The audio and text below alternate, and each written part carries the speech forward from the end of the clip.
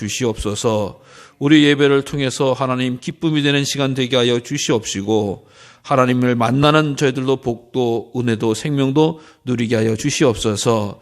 그래서 오직 주만이 나의 생명이요 평안이요 기쁨이요 자랑이 되어지는 귀한 시간 될 수 있도록 오늘도 말씀 가운데 역사하여 주시옵시고 아버지 하나님께 온전히 믿음을 둘 수 있도록 우리를 붙잡아 주시옵소서. 이 땅에 어려워진 교회들 또 타락한 또 여러 가지 사회들 하나님 기억하여 주셔서 하루속의 건강과 회복으로 진리 안에 거룩함으로 나올 수 있도록 하나님 축복하시고 역사하여 주시옵소서.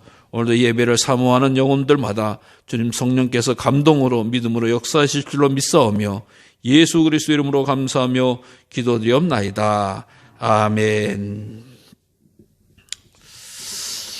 이번 주간에 국민일보에서 취재한 내용들을 보면요, 우리 감리교회에 관한 내용이 있습니다. 그것이 뭐냐면 우리 한국교회가 부흥에 계속 숫자적으로 양적으로 부흥을 했던 그런 기간이 있습니다. 그래서 2011년도를 기준으로 해서 우리 감리교회가 계속 부흥하다가 2011년도, 지금으로부터 한 9년 전이죠, 멈춘 거예요. 멈췄다라고 하는 것은 그 다음부터는 부흥하는 게 아니라 내려간다는 거죠. 내려가는 것. 이 기사를 실었는데 도대체 2011년도까지 올라갔다가 2019년도 작년에 이제 이 통계를 내보니 얼마가 되느냐. 바로 우리 이 교회마다 이렇게 당회를 통해서 또 지방회를 통해서 연회를 통해서 이 보고되거든요. 다 보고된 숫자를 내보니 약 7년, 8년 사이에 28만 명이라고 하는 숫자가 줄었다. 28만 명. 28만 명이 도대체 어떤 인구가 되느냐라고 하는 걸 봤더니 이 장로교단 중에서 가장 진보적인 교단이다라고 이야기하는 한국 기독교 장로회 기장이라고 표현을 하는데 그 교단은 전체 성도수가 21만 명이라는 거예요. 그러니까 이 7, 8년 사이에 장로 교단 하나가, 자그마한 교단이지만 하나가 없어진 게 우리 감리교회의 모습이다라고 하는 거예요. 그러면 왜 이런 일이 벌어졌느냐라고 하는, 왜 이런 일이 벌어졌느냐라고 하는 것에 대해서 한 가지를 딱 집어서 이야기할 수는 없습니다, 사실. 이것에 대해서 전문적으로 무슨 용역을 줘서 연구를 해서 하는 것이지만 첫 번째 인구 절벽도 있을 것이고 또 무슨 여러 가지 이유도 있을 것인데 이 국민일보의 시각과 또 인터뷰를 했던 목사님들의 이야기를 통해서 보면 우리 감리교회는 선교보다 선거에 문제가 있었다. 선거. 즉 우리 교회를 대표하는 담임 목사가 있고 또 지방을 대표하는 감리사가 있고 연회를 대표하는 감독이 있고 총회를 대표하는 감독회장이 있는데 특히 우리 감리교회는 감리교회, 한국 감리교회를 대표하는 감독회장 선거 이후에 계속적으로 송사가 걸린 거예요. 재판을 걸어요. 교회 내에서 재판도 하기도 하고 세상 법정에 가서 재판도 해요. 그래가지고 거의 지금 감리교 내 10여 년 이상 동안에 감독회장이나 감리교 대표라고 하는 분이 계속 온전히 임기가 4년인데 임기 4년을 하지 못하는 거예요. 왜 그러냐? 그러니까 선거법에 자꾸 걸리는 거예요. 예. 선거하다 보니까 표를 얻어야 되고 자리를 차지하려다 보니까 여러 가지 문제가 발생되어지고 그것에 대해서 자꾸 소송이 걸리는 거예요. 물론 이 선거 때문에 우리 교회가 각 교회마다 어려워졌다라고까지 이야기하기는 쉽지 않지만 가장 중요하기도 할 수도 있고 가장 또 중심이 되어지는 곳에 감리교회가 사실상 소망을 주지 못한다라고 하는 증거라고. 네. 이게 감리교회의 그 선교 또 세상법에 가서도 계속 문제가 돼서 그 감독회장이라고 하는 감리교회 최고의 수장의 길을 감당하지 못하고 계속 바뀌는 거예요. 지금도 우리 감리교회는 현재 감독회장이 아니라 직무대행이라고 하는 그런 목사님이 일을 감당하고 있다라고 하는 거예요. 지금 선거가 또 끝났어요. 선거가 끝나니까 그 다음 날로 또 고발이 되는 거예요. 또 선거도 고소가 되는 거예요. 고발이 되는 거예요. 그러니까 지금 그 상태로 놓여져 있으니까 참 안타깝습니다. 참 안타까워요. 물론 그것 때문에 우리 감리교회가 28만 명이 줄었냐라고 이야기하기는 좀 쉽지 않아요. 여러 가지 이 현상적인 것도 있고 분석도 해봐야 되는 것도 있습니다만은 참 어쨌든 간에 안타까운 일이다라고 하는 거예요. 그래서 보면 성도는 주는데 목회자 수는 그 기간 동안 배나 늘었고 교회도 조금 느는, 교회 숫자가 조금 늘어나는 이런 이 구조를 가져요. 성도는 주는데 교회만 늘었다라고 하는 것은 교회들이 어려워진 교회들이 많이 늘어났다라고 하는 이런 일이라고 하는 것이죠. 여러분, 오늘 우리는 종교개혁주의를 맞이했습니다. 종교개혁이라고 하는 것은 우리가 알다시피 좀 말이 좀 과격한 거예요. 개혁한다라고 하는 과격하고 좀 거부감을 느낄 수도 있습니다만은 사실 그것은 다시 만든다라고 하는 뜻이에요. 말을 엄밀히 이야기하면, 영어로 이야기하면 다시 만든다라고 하는 것이 우리가 종교개혁이다라고 하는, 뭐 리폼한다, 다시 뭘 한다, 리모델링한다 이런 거, 다시 만든다라고 하는 것이 바로 종교개혁이었다라고 하는 것이고, 그곳에서 앞장을 섰던 분이 바로 루터라고 하는 분입니다. 루터라고 하는 목사님. 그래서 루터라고 하면 독일에서 이제 났잖아요. 그래서 그분이 다시 만들겠다고 교회 일에 대해서 뛰어들니까 당시 교회에서는 뭐라고 이야기했냐? 그분은 주님의 밭을 망치는 멧돼지 같다라고 하는 그 욕을 먹기도 했어요. 루터라고 하면. 근데 사실 루터만 종교 개혁을 한 것이 아니고 루터만 교회에 문제가 있다라고 이야기하는 것이 아니고 당시 유럽의 여러 나라에서 사람들이 그것을 외쳤어요. 대표적으로 이야기하면 루터와 칼뱅이다라고 하는데 이분은 프랑스의 목사님이에요. 칼뱅은. 그 다음에 또 어떤 분이 있었냐? 이 쯔빙글리라고 하는 분이 있었는데 이분은 스위스 나라의 목사님이시고요. 스위스의 목사님. 또 다른 분 가운데서는 위클리프라고 하는 분인데 이분은 영국에서 활동하시는 목사님이에요. 위클리프라고 하는 분. 또 얀 후스라고 하는 분은 체코에서 했던 목사님이에요. 근데 이분들이 함께 연합한 것이 아니라 각자의 나라에서, 그러니까 유럽 각자의 흩어진 곳에서 지금 우리가 지금 섬기고 있는 교회가 지금 뭐 어떻게 보면 천주교회라고도 할 수가 있죠. 이 교회가 뭔가 문제가 있다. 문제가 있고 정말 이걸 믿음 생활을 잘 하고 있는 거냐, 올바로 가고 있는 거냐라고 하는 문제의식을 다 갖고 있었고 나름대로 성경을 번역하고 말씀을 지키려고 노력을 하는 이런 상황 속에서 종교개혁은 마르틴 루터에 의해서 시작이 됐다라고들 표현합니다. 그래서 오늘 주보에 그 그림을 보시면 문에다가 종교개혁의 비텐베르크 성당에 1517년에 10월 31일에 이 95개조의 반박문을 해가지고 루터가 못을 박는 장면을 한 거예요. 장면을 그림으로 그린 거를 제가 주보에 이제 올려드렸는 건데, 이 당시 루터가 이런 일을 감당을 해서 하는 것인데 왜 이 일을 감당했냐라고 하는 것을 보면 다른 게 아니라고 하는 거야. 이 루터가 그런 문제 의식을 가지고 정말 깊게 기도하는 거야. 교회가 이러면 안 되는데 뭐 구원에 대해서 깊게 기도하고 있었어요. 정말 이게 구원받는 게 이게 맞는가라고. 구원받는다라고 하는 것은 당시 어떤 문제가 있었냐고 하면은 죄를 속해야지 구원을 받는다라고 하는 거 아니겠어요? 죄가 속해는 방법이 무엇이 있을까라고 하는데 믿음 생활 잘하는 방법이 뭐가 있을까라고 하는데 당시에는 여러 이야기 가운데서 돈으로 구원받을 수 있다라고 하는 생각을 하기 시작했다. 그런 것이 교회 내에 있었다라고 하는 거예요. 그래서 면죄부라고 하는 것이죠. 죄를 깎아주고 면하게 해주는 것인데 그걸 하기 위해서 돈을 내야 된다라고 하는 거예요. 그래서 지은 죄, 기억나는 죄 다 존드려야 되고 만약에 돌아가신 아버지, 어머니를 위해서 구원받게 하기 위해서 돈을 내야 되고 뭐 이런 식으로 자꾸 그게 이야기하는 거예요. 강조를 하는 거예요. 그러니까 이게 아닌 것 같은데, 이게 아닌 것 같아요. 깊게 기도하면서 말씀을 읽으면서 루터가 이 깨달은 게 있는 거죠. 이게 하나님 말씀엔 절대 이런 일이 없다. 이래서 이제 반박을 하게 되어지는 건데, 그가 높게 가면서 기도하면서 받은 말씀이 뭐예요? 오직 의인은 믿음으로 말미암아 살리라. 돈이 아니라 믿음으로 말미암아 살리라. 근데 의인은 믿음으로 말미암아 살리라. 그러니까 의인이라고 하는 것의 개념이 루터에 있어서 하나님을 믿는 사람은 믿음으로 살아야지 다른 방법으로 살면 안 된다라고 하는 것을 깨닫게 했어요. 그래서 이것을 어떻게 깨달았냐라고 하는 것을 보면 당시에 높은 교회의 종탑, 우리 식으로 이야기하면 여기 이게 종탑 같은데 거기 올라가서 기도하면서 하나님께 교회의 건강을 위해서 하나님의 영광을 위해서 기도하는 가운데서 깨달았거든요. 그래서 그때 깨달은 걸 가지고 탑의 체험이다라고. 여러분 우리가 기도하기를 좋아하고 또 이렇게 하다 보면 이렇게 깨닫는 그 순간 장소가 있잖아요. 깊게 신앙적인 또 무슨 뭐 삶의 문제를 가지고 고민하면 어디 가서가 딱 깨닫는 순간이 있거든요. 그래서 이게구나. 근데 저는 인간의 이 신앙생활을 놓고 구원의 문제를 놓고 기도하다가 의인은 믿음으로 말미암아 살리라.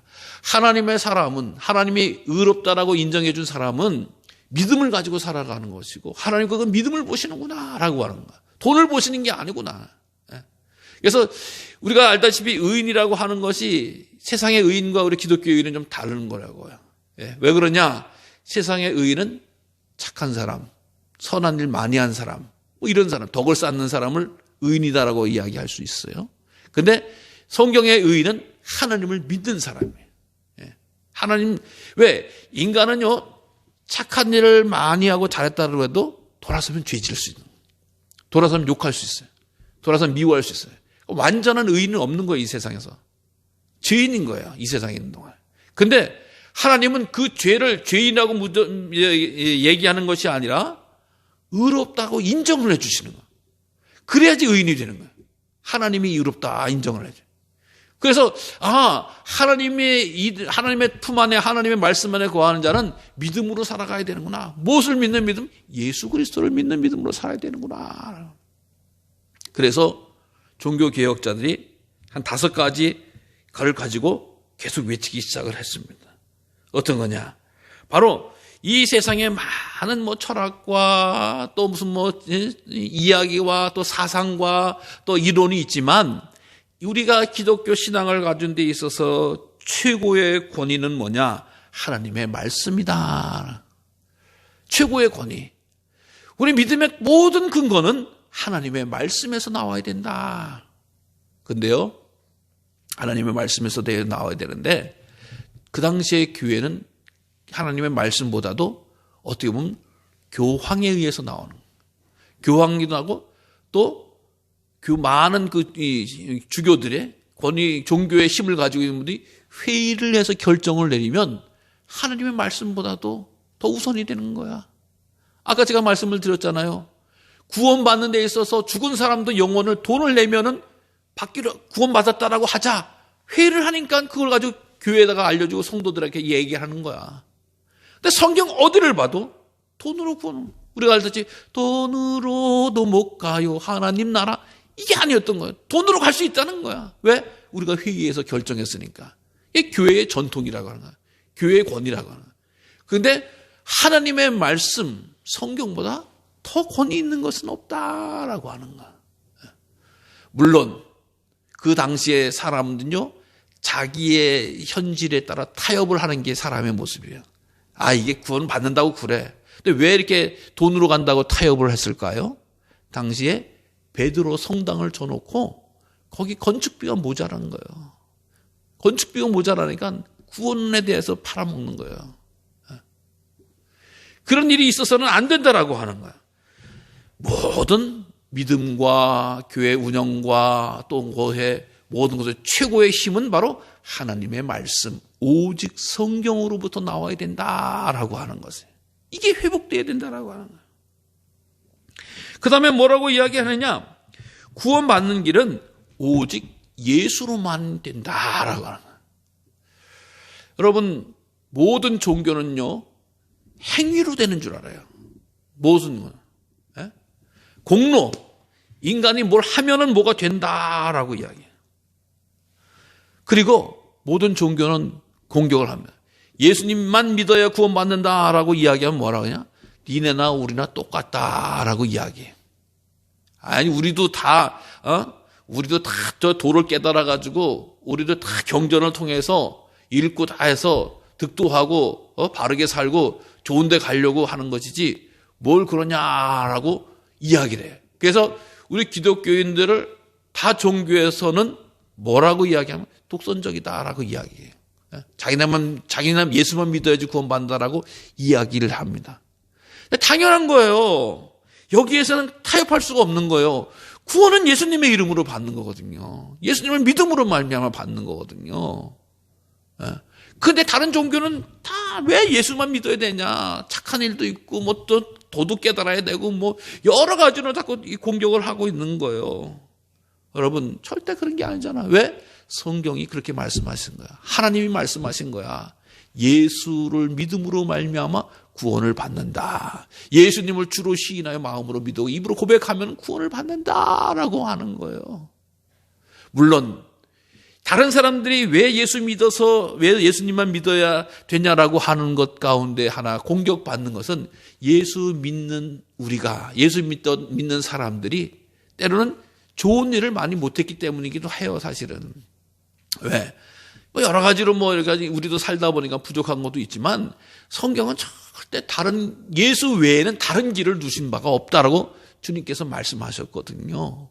그렇기 때문에 다른 데 기웃거릴 이유가 없는 거예요. 다른 데 이야기할 필요가 없는 거라고 하는 거예요. 오직 예수님만 다른 종교에 다른 구원의 길이 없다라고 하는 거예요. 오직 예수님만 있다. 오직 예수를 강조했잖아요. 그 다음에 오직 은혜로만이 구원을 받는다라고 하는 거예요. 오직 은혜로만이 구원을 받는다. 여러분 구원은 노력해서 따는 게 아니에요. 힘써서 따는 게 아니에요. 하나님의 은혜가 임해야지만이 받을 수가 있는 거예요. 하나님의 은혜가. 하나님께서 지으신 하나님의 백성들의 하나님이 주신 은혜가 있어야 된다라고 하는 거예요. 물론 믿음의 자녀들은 아름다운 일들을 선한 일들을 복된 일들을 많이 해야 돼요. 구원하는 일, 영혼을 살리는 일, 또 어려움 당한 사람을 돕는 일. 여러분 우리 교회가 그런 일에 대해서 얼마나 많은 일을 합니까? 예? 그런 가운데서 믿음의 일을 잘 감당하는 것. 이게 바로 하나님의 은혜 가운데서 있어진 일이라고 하는 것이지. 예. 그러나 기독교 말고 다른 모든 종교는 뭐라고 이야기해요? 인간이 잘하면 된다는 거예요. 인간이 열심히 하면 된다는 거. 인간이 좋은 일을 하면 된다는 거. 여러분 우리 믿음의 사람들도 잘한 일, 좋은 일, 복된 일, 의로운 일, 올바른 일 해야 되는 거예요. 당연히. 근데 어떻게? 하나님의 은혜로 감당해야 된다라고 하는 거죠. 은혜로. 은혜 없이는 그게 안 된다라고. 하나님의 은혜가 임하여지니까 감당되어지는. 또 뿐만 아니라 우리 믿음의 성도들은 오직 믿음으로만이 되어진다. 구원받는데 아까도 얘기했지만 돈을 가지고 되는 게 아니라 예수님을 향한 그 믿음을 통해서 믿음을 갖게 되어지고 그 믿음을 통해서 구원을 받습니다라고 하는 거예요. 그러다 보니까 그 삶이 어떻게 되어야 되느냐. 모든 영광은 오직 하나님께 돌리는 삶이 되어야 된다. 여러분 하나님이 빠졌다라고 하는 하나님이 안 계시다라고 하는 것의 대표적인 특징은 뭔지 아세요? 모든 영광을 가로채는 일입니다. 모든 영광. 이 세상에 어떠한 종교든지 어떠한 권력이든지 어떠한 것인지 타락하는 건데 그 영광을 인간이 차지하기 시작하면 타락하는 거예요. 종교개혁이 일어나기 전까지의 모든 영광을 다른 사람들이 차지하려고 그랬던 거예요. 차지하고 있었던 거예요. 그런데 알고 봤더니 영광을 하나님께 돌리는 것이 인간 생명에서 가장 복된 일이구나라고 하는 것을 알게 되는 것이죠. 오늘 본문의 말씀은 사실 모세의 마지막 장면을 이야기하고 있어요. 모세 오경을 모세가 기록됐다라고 이야기하지만 오늘 신명기 34장은 모세가 기록한 것으로 보지를 않습니다. 신학자들이. 왜 그러냐? 자기가 죽은 거를 자기가 어떻게 기록해. 그러니까 이 신명기가 모세 오경에 들어가지만 모세 오경은 모세를 바라보는 사람들이 모세를 평가한 글이다라고 이야기를 하는 거예요. 그 모세가 어떻게 이 마지막에 마지막을 이렇게 감당했냐라고 하는 걸 보니까 모압 평지에 모압에서 평지가 있다가 모압 땅에 느보산에 올라가서 하나님께서 다 보여주셨다는 거죠. 어디를? 그 조상 아브라함과 이삭과 야곱에게 말씀했던 젖과 꿀이 흐르는 땅을 저기 위에서부터 아래까지 저기 앞에서부터 뒤에까지 다 보여주셨다는 거예요. 우리가 알다시피 모세가 죽을 때 기력이 빠져서 죽은 게 아니죠. 기력 없으면 느보산에 올라갈 수도 없어요. 여러분 연세 드신 분들이 산에 어떻게 올라가요? 만이산도 못 올라가는 판인데 느보산에 올라갔다는 거예요. 그러니까 기력이 있는데 다 보여주신 거예요. 다 보여주신 거예요. 그 어마어마한 거야. 정말 저도 르보산에 이렇게 가봤습니다만은 정말 많은 부분을 볼 수가 있는 거야. 마치 우리 만이산에 올라가면은 이쪽을 보면은 우리 쫙 이렇게 오곡백과가 딱 널려 있는 벌판을 볼 수 있고, 저쪽을 보면은 그냥 쫙 멀리 영종도 이렇게 바다를 쫙 내려다 볼 수 있듯이 우뚝 솟은데 우뚝 서 쫙 내려다 볼 수 있는 그런 곳이거든요. 그곳에서 모세가 이제 마지막을 경험, 돌아가셨다라고 하는 이야기죠. 장사도 지내고 애곡도 했지만 모세의 무덤이 없다라고 하는 거예요. 여러분, 모세라고 하는 분이 엄청나게 대단한 분 아니겠어요? 근데 성경은 모세의 죽음에 대해서 모세를 안타깝게, 이 죽음을 안타깝게 여겨져요. 왜? 모세를 생각해 보면, 그 출애굽 좀 했으면, 시작했으면, 애굽에서 백성들 데리고 나왔으면, 좀 가나안 땅까지 같이 갔으면 참 멋있게 끝났을 텐데. 그리고 모세가 죽었 다음에 좀 크게 말이야, 비석도 세우고 말이야, 무덤도 만들어 놓으면, 모세 생각날 때마다 와서 엎드리고. 이런 마음이 들 텐데, 모세가 그냥 가나안 땅에도 못 들어가. 그리고 무덤도 어디 있는지 몰라. 이게 어떻게 객사한 거야? 어떻게 대충 한 거야? 정말 안타깝다. 이렇게 인간적으로 생각을 해볼 수가 있어요. 근데요, 성경이 말하는 바, 하나님이 뜻하는 바는 인간 모세를 높이고 모세에 의해서 출애굽이 된 것이 아니라 하나님의 영광을 이루기 위해서 모든 역사가 진행되고 있다라고 하는 것을 보여주시기 위함이다라고 하는 거예요. 네. 모세 120살까지 살았어요. 120살까지 살았으니까 와, 되게 많이 살았다, 오래 살았다, 장수하셨다라고도 이야기할 수가 있어요. 그 인생을 나눠보면 어떻게 돼요? 애국 왕자로서 40년을 살았다는 거야. 그리고 목동으로 40년을 살았다는 거야. 그리고 출애굽에 40년을 살았다는 거야. 그러니까 애국 왕자로서 40년 살았으면 얼마나 좋았겠어요. 근데 80년이라고 하는 시를 광야에서 출애굽하면서 살았어요. 그러면 좀 마지막이라도 좀 편안하게 가나안 땅에 들어갔으면 좋겠는데 못 들어갔어요. 하나님이 들어가지 말라 그랬어요. 왜? 출애굽이 모세를 위해서 한 것이 아니에요. 하나님의 영광을 위해서 했다라고 하는 거예요. 그러니까 모세가 그렇게 이게 감당하는 것을 보게 되면은 안타까울 수도 있다라고 하는 거예요. 근데 우리 믿음의 자녀들은 항상 하나님의 영광을 위해서 살아야 된다라고 하는 것이요. 삶의 결론을, 목표를. 그러지 않고서는 인생이라고 하는 거예요. 여러분, 모세라고 하는 분이 120살을 살았다라고 이야기하지만 사실 그 집안에서 볼 때는 오래 못 살았어요. 무슨 얘기냐면 그의 아버지도 할아버지도 또 증조부도 다 130살은 넘었어요. 130살은 넘었어요. 137, 132, 이렇게 다 130은 넘었어요. 그러니까 장수하는 집안에서 120살 하시면 일찍 죽었네 이렇게 얘기하는 거지. 지금 우리가 보면은 되게 오래 사신 것 같지만. 그럼 아니 모세가 뭐가 부족해서 아버지보다 옛날 할아버지보다 일찍 죽어야 되느냐라고도 따질 수도 있는 거예요. 근데 모세의 삶은 모세의 이 땅에서의 부귀영화와 장수를 위해서 산 것이 아니라 하나님의 영광을 위해서 산 삶이었다. 여러분, 모세가 얼마나 이 높은 귀한 평가를 받습니까? 모세의 삶을 지금 본문에서는 뭐라고 했냐? 정말 하나님이 동행했던 사람이고 또 이 모세만한 사람이 없다라고 칭찬을 하는 거 아니겠어요? 네? 왜 그렇게 칭찬을 받았냐, 모세가? 사실 모세는 사람을 죽인 살인자예요. 이 세상에서 죄 가운데 가장 큰 죄는 살인죄 아니겠어요? 어떻게 보면은. 예? 아니, 애굽에서 힘 있다고 해서 사람 쳐 죽였단 말이지. 그래서 도망간 거 아니야. 살인자라고 평가하는 것이 아니라 그의 삶을 가장 위대한 선지자였고 그 위에도 이런 사람이 없었고 정말 그가 하나님의 말씀을 대면했던 사람이다 라고 하는 거예요. 그러니까 이 모세라고 하는 분을 평가할 때에 믿음과 신앙의 모습을 통해서 보면 그의 삶이 객사한 것도 아니고 일찍 죽은 것도 아니고 또 그가 삶이 초라한 것도 아니고 하나님께서 귀하게 사용하셨던 사람이다. 왜? 하나님의 영광을 위해서 최선을 다했기 때문이다라고 하는 거예요. 어떻게 이야기합니까? 그는 무엇으로 이렇게 이야기하느냐? 바로 그가 하나님의 말씀에 철두철미하게 순종하는 삶을 살았다라고 하는 것이죠. 인생의 방법에 있어서 자기의 길로 가는 것이 아니라 하나님의 뜻을 쫓아서 하나님의 영광을 위해서 살아가는 그 삶을 살았기 때문에 모세를 이렇게 칭찬하고 축복했다라고 하는 거예요. 여러분, 우리가 인생을 살아가는 동안에 아까도 말씀을 드렸어요. 인생은 믿음이 없으면 다 자기 만족과 자기 기분과 자기 감정을 위해서 살아가는 존재가 되어집니다. 아니면 잘못되면은 우상을 위해서 살아가는 거예요. 이단을 위해서 살아가는 거예요. 근데 모세는 그것이 아니라 하나님께서 주신 말씀을 쫓아서 그 힘들고 어려운 광야길을 꾸역꾸역 가고 온갖 배신과 모욕과 저주와 욕먹음과 그런 길도 꾸준히 갔다라고. 왜? 하나님이 말씀하셨기 때문에 라고 하는 거예요. 오늘도 우리들의 삶 가운데서 우리 신앙을 새롭게 하고 거룩하게 하는 길은 하나님의 말씀을 쫓아가는 삶인 줄로 믿으시기 바랍니다.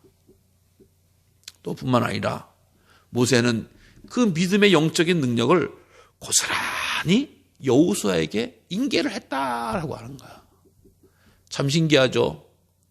정말 모세가 죽는다라고 하는 것은, 모세가 죽었다고 하는 것은 이스라엘 민족에게서 큰 위기 아니겠어요? 네. 하나님한테 말씀도 받고 40년 동안 광야길을 인도했던 모세이기 때문에 이 모세가 없어진다라고 하는 건 이스라엘 백성의 청천벽력이에요. 근데 모세가 여호수아에게 안수해서 보니까 여호수아도 전혀 못지않게 하나님의 일을 감당하는 자가 되었다라고 하는 거예요. 광야 40년 동안 모세는 이스라엘 백성도 인도했지만 여호수아와 갈렙만이 출애굽해가지고 가나안 땅에 들어간 사람 아니겠어요? 근데 특히 여호수아 같은 경우는 모세에게 있어서 훈련도 잘 받고 믿음의 훈련을 잘 받았어요. 그러니까 모세가 이 교육하는 데서 최선을 다했다라고 하는 거예요. 그러니까 자기만 끝나면 세상 끝나는 것이 아니라 더 잘할 수 있도록 길을 열어주고 인도해주고 지켜줬다라고 하는 거 아니겠어요? 야, 나 가나안 땅에도 못 들어갔는데 아직 너는 못 들어가면 되냐? 너도 같이 출애굽했는데 이런 마음이 아니었다라고 하는 거야. 진심으로 하나님의 사람의 후계자를 남기는 그런 일을 했다라고 하는 거야. 여러분, 바른 신앙, 올바른 믿음을 가지고 새로운 신앙의 길을 가는 사람은 반드시 믿음의 영적인 후계자를 남기는 법입니다. 네. 오늘도 우리의 삶 가운데 우리의 믿음이 우리로서 끝나는 것이 되어서는 안 되는 것이죠. 우리의 신앙과 믿음이 가족에게, 자손에게, 또 후손에게, 주변 사람들에게 잘 흘러가는 그런 영향력이 있어야 될 줄로 믿으시기 바랍니다. 그래서 하나님께서는 늘 새로우시는 거예요. 새로운 신앙의 길을 계시해 주시는데 자기 일을 위해서 자기 만족을 위해서 살아간다고 하면은 마치 옹달샘과 같이 생수를 만드는 게 못하기나 썩은 웅덩이가 되어버린다라고 하는 거예요. 새롭게 늘 공급해주는 주의 말씀을 받아서 하나님 앞에 영광을 돌리고 또 그의 말씀을 가지고 이 후대에게, 후손에게 잘 흘려보낼 때 우리는 날마다 새로움을 경험하고 새로운 신앙의 길을 가는 은총을 받게 될 줄로 믿습니다. 종교개혁주일입니다. 또 10월의 마지막 주일이고 또 이제 올해도 이제 2달밖에 남지 않은 그런 시간으로 접어들게 됩니다. 우리가 더 이상 더 멈춰져 있는 신앙이 아니라 늘 하나님으로부터 부어주신 말씀을 쫓아 순종하고 그 말씀의 진리를 잘 흘러넘치는 그런 믿음의 자녀가 되어져서 하나님으로부터 높임을 받고 하나님으로부터 인정을 받고 또 후대로부터 높은 칭찬을 받았던 모세와 같이 아름다운 신앙의 길로 승리하시기를 간절히 주님의 이름으로 축원합니다. 하나님 아버지 감사합니다. 믿음의 사람 모세를 통해서 하나님의 역사를 감당했듯이 또 믿음의 우선 마틴 루터와 종교개혁자를 통해서 새로운 신앙을 이 땅에 공급해 주시니 감사를 드립니다. 새 은혜, 새 말씀을 통해서 우리의 삶이 하나님의 영광을 위한 삶이 되어지게 하시고 말씀을 기준으로 살아가시도록 넉넉한 믿음과 또는 우리들에게 온전한 은혜를 허락하여 주시옵소서. 그래서 늘 하나님과 교제하며 하나님의 역사를 감당할 수 있도록 우리의 삶이 될 수 있도록 축복하여 주시옵소서. 모든 영광을 주께 돌리오며 예수 그리스도 이름으로 감사하며 기도드리옵나이다. 아멘. 621장 찬송 드리고 축도함으로 예배를 마치겠습니다.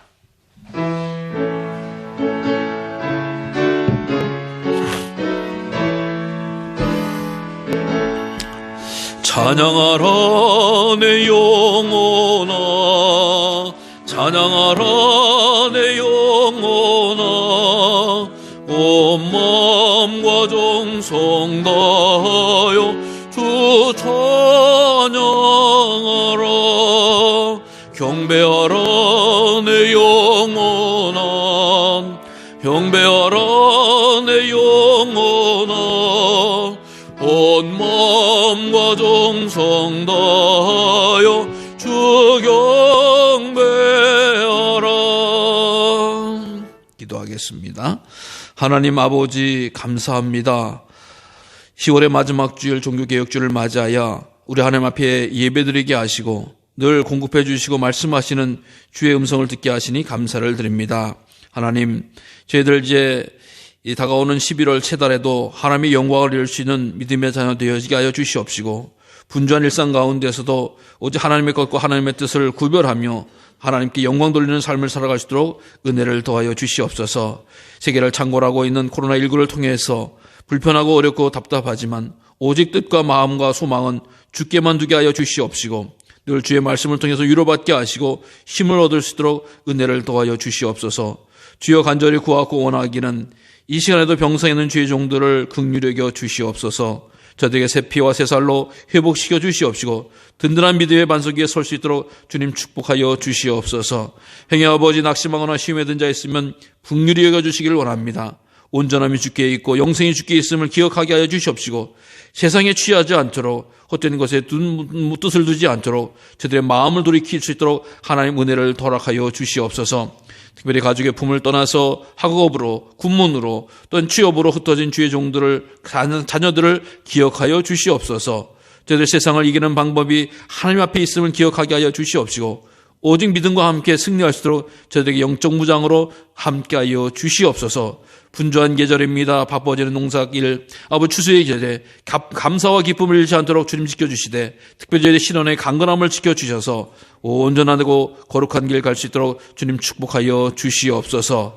이제는 우리 구주 예수 그리스도의 은혜와 아버지 하나님의 그 놀라우신 사랑과 성령 하나님의 교통 역사 인도 내주하심이 사랑하는 성도들을 머리머리 위에 가정 위에 자녀 위에 일터 위에 이제로부터 영원히 함께 계시기를 간절히 축원하옵나이다. 아멘.